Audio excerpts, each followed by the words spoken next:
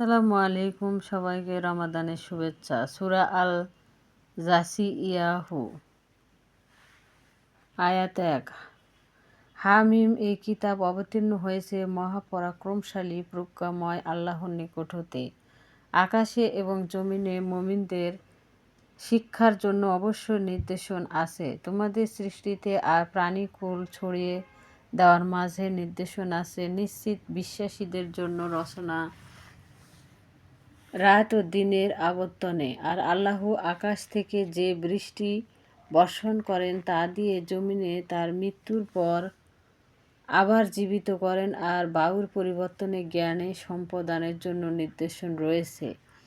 এগুলো হলো আল্লাহর আয়াত, যার সত্যতা সহকারে তোমার কাছে তেলাওয়াত করা হচ্ছে। কাজেই তারা আল্লাহ এবং তার আয়াতের উপর বিশ্বাস না করলে এরপর আর কোনো কথায় বিশ্বাস করবে। ধ্বংস প্রত্যেক মিথ্যা ব্যক্তি পাপাচারীর জন্য, যে আল্লাহর আয়াত শুনে যা তার সামনে পাঠ করা হয় অতঃপর অহমিকার সাথে কুফরির উপর থাকে যেন সে তা শুনেইনি। কাজেই তাকে ভয়াবহ শাস্তির সংবাদ দাও। আমার আয়াতগুলোর কোনো কথা যখন সে অবগত হয় তখন তাকে ঠাট্টা বিদ্রূপের বিষয় বানিয়ে নেয়। তাদের জন্য আছে অপমানজনক শাস্তি, তাদের আড়ালে আছে জাহান্নাম। তাদের কৃতকর্ম তাদের কোনো কাজে আসবে না। আর আল্লাহর পরিবর্তে তারা যেগুলোকে অভিভাবক হিসেবে গ্রহণ করছে সেগুলো কাজে আসবে না। তাদের জন্য আছে মহাশাস্তি। এই কোরআন সঠিক পথের দিশারি, আর যারা তাদের পালনকর্তার নির্দেশগুলোকে প্রত্যাখ্যান করে তাদের জন্য আছে কঠোর যন্ত্রণাদায়ক শাস্তি।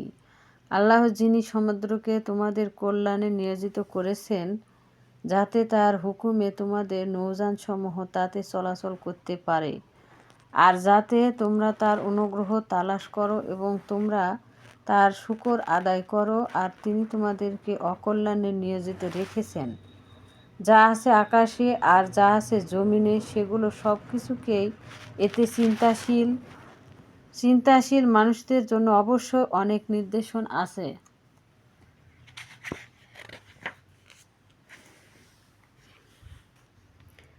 মুমিনদের বলো, ওই লোকদের ক্ষমা করতে যারা আল্লাহর আযাবের দিন আসার ব্যাপারে কোনো আশঙ্কা বোধ না করে, কেননা আল্লাহর ভালো মন্দ প্রত্যেক সম্প্রদায়কে তাদের কৃতকর্ম অনুসারে প্রতিফল দিবেন। যে লোক ভালো কাজ করবে সে তার নিজের কল্যাণে তা করবে, আর যে মন্দ কাজ করবে তার কুফল সেই ভোগ করবে। অতঃপর তোমাদেরকে তোমাদের প্রতিপালকের নিকট ফিরিয়ে নেওয়া হবে। আমি বনী ইসরাইলকে কিতাব, রাজত্ব, নবুয়াত দিয়েছিলাম, আর তাদেরকে দিয়েছিলাম উত্তম রিজিক, আর তাদেরকে বিশ্ববাসীর উপর শ্রেষ্ঠত্ব দিয়েছিলাম, আর দিনের ব্যাপারে তাদেরকে দিয়েছিলাম সুস্পষ্ট নির্দেশন। কিন্তু তাদের কাছে সত্য মিথ্যা সম্পর্কিত নির্ভুল জ্ঞান আসার পরেও শুধু নিজেদের মধ্যে বাড়াবাড়ির কারণে তারা মতভেদ করেছিল। তারা যে বিষয়ে মতভেদ করত, তোমার প্রতিপালক কিয়ামতের দিন সে বিষয়ে তাদের মধ্যে ফয়সালা করে দিবেন। অতঃপর হে নবী সাল্লাল্লাহু আলাইহি ওয়াসাল্লাম, আমি তোমাকে দিনের সঠিক পথের উপর প্রতিষ্ঠিত করেছি, কাজেই তুমি তারই অনুসরণ করো। আর যারা দিনের বিধিবিধান জানে না তাদের খেয়াল খুশির অনুসরণ করো না। আল্লাহ হতে তারা তোমার কোনো উপকার করতে পারবে না। জালিমরা একে অপরের বন্ধু, আর আল্লাহ মুত্তাকিদের বন্ধু।